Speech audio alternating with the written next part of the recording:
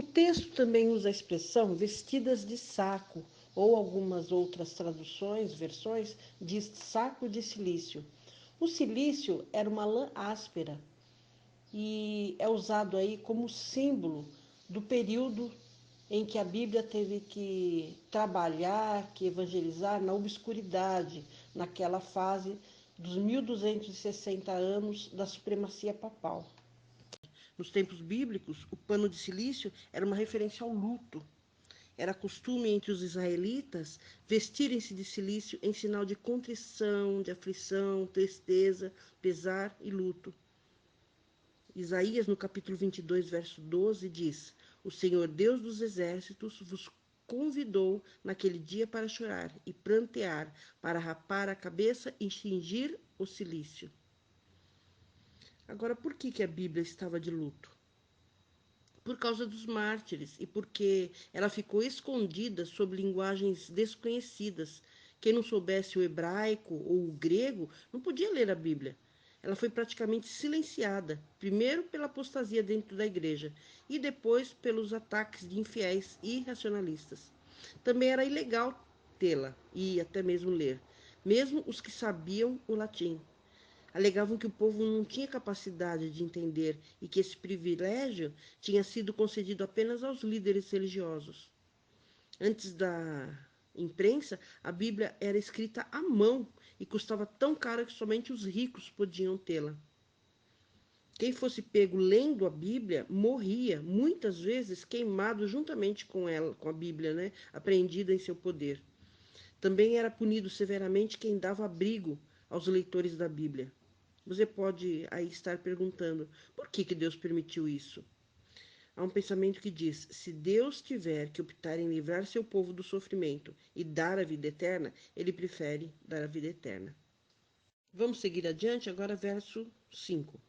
E se alguém lhes quiser fazer mal, das suas bocas sairá fogo e devorará os seus inimigos, pois se alguém lhes quiser fazer mal, importa que assim seja morto. Esse termo aí, fazer mal, quer dizer opor-se, corromper o testemunho, corromper a verdade da palavra de Deus, ou mesmo desviar as pessoas dela. E isso é fazer mal contra ela. Para essas pessoas, a Bíblia declara em Malaquias 4:1 que serão punidas no lago que arde com fogo e enxofre. E lá em Apocalipse, no capítulo 22, versos 18 e 19, há uma advertência severa para essas pessoas que distorcem a palavra de Deus, que escondem, que desviam as pessoas da verdade. E, em contrapartida, aqueles que pregam a palavra de Deus são um cheiro de vida, assim a Bíblia diz, para os que querem salvar-se, e um cheiro de morte para aqueles que não prezam a oferta de salvação. A Bíblia diz que aqueles que rejeitam a Bíblia serão julgados como se a conhecessem. Isso está lá em João, no capítulo 12, verso 48. É neste sentido que a letra mata, como está escrito lá em 2 Coríntios 3, verso 6. O mesmo apóstolo Paulo diz em Romanos 7, de 9 a 13, que a lei é santa e o mandamento justo e bom. Todo indivíduo que exalta sua própria opinião acima da revelação de Deus, acima da Bíblia, que segue tradições humanas em lugar dos mandamentos de Deus, que rejeita a Bíblia toda ou em parte, que torce a palavra de Deus para dela arrancar significados errôneos, que se acomodam às suas conveniências, atrai sobre si mesmos terríveis ameaças. Vamos seguir adiante agora com o verso 6. Elas têm poder para fechar o céu, para que não chova durante os dias da sua profecia. E têm poder sobre as águas para convertê-las em sangue, e para ferir a terra com toda sorte de pragas, quantas vezes quiserem. O texto aí fala sobre não chover. Não iria chover água espiritual. Haveria uma seca espiritual, uma sede espiritual. E realmente foi o que aconteceu. A palavra de Deus tem poder. Elias fechou as janelas do céu, de maneira que não choveu por 3 anos e meio. Isso está registrado lá em 1 Reis, no capítulo 17, verso 18. E em Tiago 5,17 também. É impressionante que 3 anos e meio em profecia representam 1260 anos. E Moisés também advertiu Israel que se eles se afastassem de Deus, Deus fecharia os céus e não haveria chuva. Isso está lá em Deuteronômio, no capítulo 11, versos 16 e 17. O texto também fala em converter água em sangue. A palavra de Deus também tem poder para transformar a água em sangue. Quando o ateu faraó disse a Moisés: "Quem é o Senhor para que eu obedeça a sua voz?", ele estava desafiando o próprio Deus do céu. Em seguida, os rios se tornaram com sangue. Esse mesmo poder transformará água em sangue quando caírem as 7 últimas pragas sobre a terra, que estão registradas lá no livro de Apocalipse, no capítulo 16, versos 3 e 4. O verso 7 diz: "E quando acabarem o seu testemunho, a besta que sobe do abismo lhes fará guerra e as vencerá e matará." Essa expressão aí, quando acabarem o seu testemunho, se refere àqueles 1260 anos da supremacia papal, quando a Bíblia foi proibida.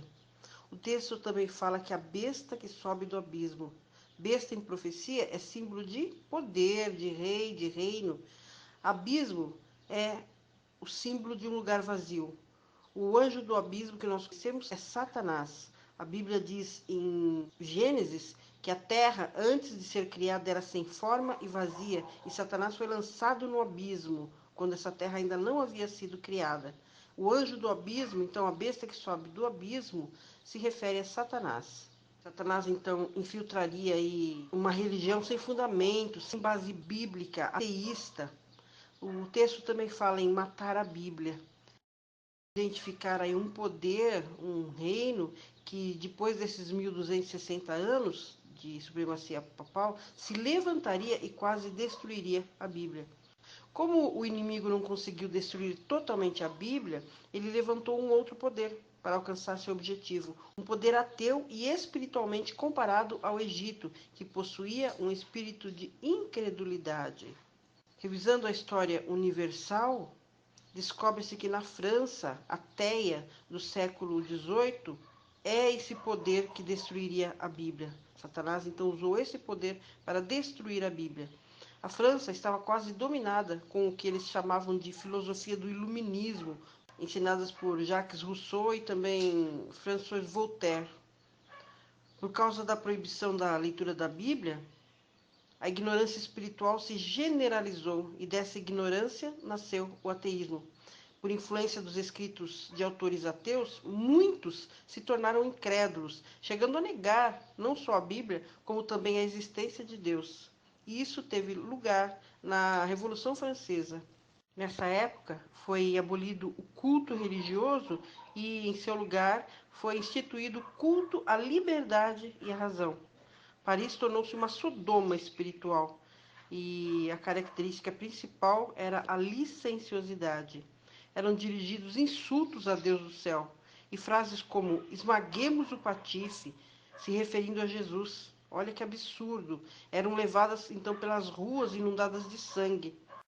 O casamento foi reduzido a um mero contrato civil que poderia ser dissolvido a qualquer momento.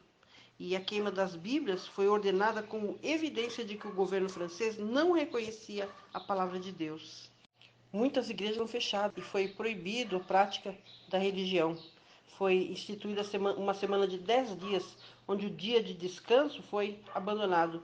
E no seu lugar, eles consagravam um dia de cada 10 para orgia e blasfêmia. Foi celebrada uma festa da razão na Catedral de Notre-Dame, onde antes era uma igreja cristã. E nessa festa havia muita prostituição, muita imoralidade. Uma prostituta foi nomeada como deusa da razão, adorada ali. A França matou a Bíblia, suprimindo-a através de um decreto em 1793, exatamente como dizia a profecia. Veja agora o que diz o verso 8. "E jazerão seus corpos na praça da grande cidade, que espiritualmente se chama Sodoma e Egito, onde também o seu Senhor foi crucificado." O texto aqui fala de Sodoma. A França, onde as duas testemunhas foram mortas, é espiritualmente chamada de Sodoma, que era uma cidade caracterizada pela grande devassidão. Na França, predominou-se essa condição. A fornicação foi estabelecida por lei durante esse período. Já tempos antes se testemunhava nesse país um estado de rebaixamento moral que na Revolução Francesa atingiu então seu auge. O texto também fala sobre Egito. Foi no Egito que Faraó mostrou seu ateísmo. Na história bíblica nós não encontramos outra nação que tenha tentado tão ousadamente negar a Deus como o fez o Faraó do Egito. E essa mesma ousadia teve eco na negação da Bíblia e de Deus por parte da Convenção Nacional Francesa durante a Revolução. O texto também diz: onde seu Senhor foi crucificado. Então, espiritualmente, Jesus foi crucificado outras vezes nas ruas de Paris. A palavra de ordem dos franceses, incrédulos, era: acabem com o desgraçado. Olha que blasfêmia, referindo-se a Jesus. Podemos encontrar ateus por todo o mundo, mas somente a França, como nação, rejeitou a palavra de Deus e toda sua população celebrou o evento. Por isso, a França, então, faz parte dessa profecia que nós estamos estudando. Vamos seguir adiante, agora verso 9 e 10. Homens de vários povos, e tribos, e línguas, e nações, verão seus corpos por 3 dias e meio, e não permitirão que sejam sepultados. E os que habitam sobre a terra se regozijarão sobre eles, e se alegrarão, e mandarão presentes uns aos outros, porquanto esses 2 profetas atormentaram os que habitam sobre a terra. O profeta declarou aí que durante 3 dias e meio, proféticos, lógico, né? Essas testemunhas voltariam à vida. E quando elas se levantassem, haveria um grande temor sobre os homens. As 2 testemunhas, que é a Bíblia, no Velho Testamento e o Novo Testamento, ficaram mortas nas ruas da França por exatamente 3 anos e meio. Um dia em profecia corresponde a um ano, relembrando, né? Então, 3 dias e meio correspondem a 3 anos e meio. Veja a exatidão da profecia.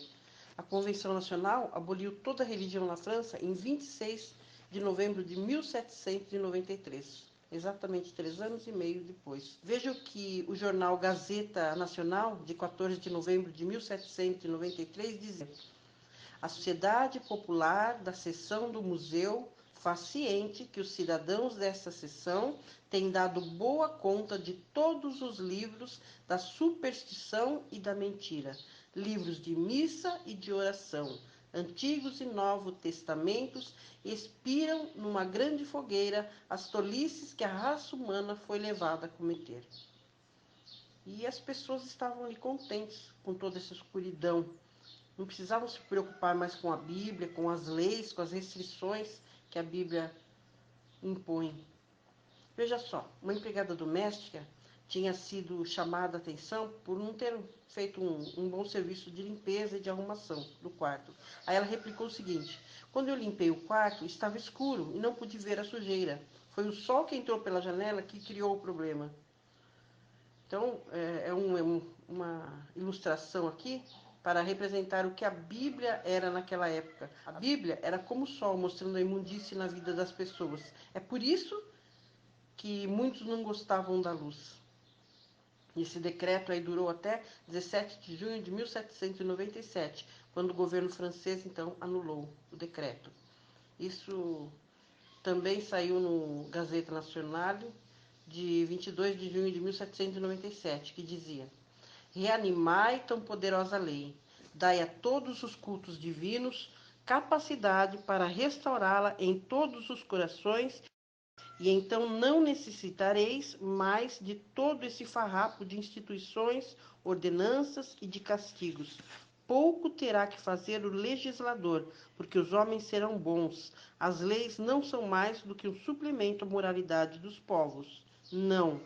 Pensar, proibir todo culto religioso em França, ou permitir aqui um só culto, semelhante pensamento, depois das sangrentas experiências que temos feito, é um pensamento ímpio. Fiquem, pois, seguros, hoje todos os nossos concidadãos, católicos e protestantes, juramentados e não juramentados, que a vontade do legislador, como é também o ardente desejo da lei, é que todos sigam a religião que o seu coração escolheu. Formulo hoje o voto já formulado anteriormente de que todos os cultos sejam livres na França. exatamente como disse a profecia. Duraria 3 anos e meio. O texto também fala em não permitir que sejam sepultados. Que impedem o sepultamento das duas testemunhas da Bíblia, do Velho e do Novo Testamento, não são os mesmos que mataram elas. Os que mataram são os habitantes da grande cidade, da parte mais eminente do reino papal, que no caso aqui é a França. Aqueles que impedem seu sepultamento são as tribos, línguas, povos, nações, ou seja, as nações vizinhas.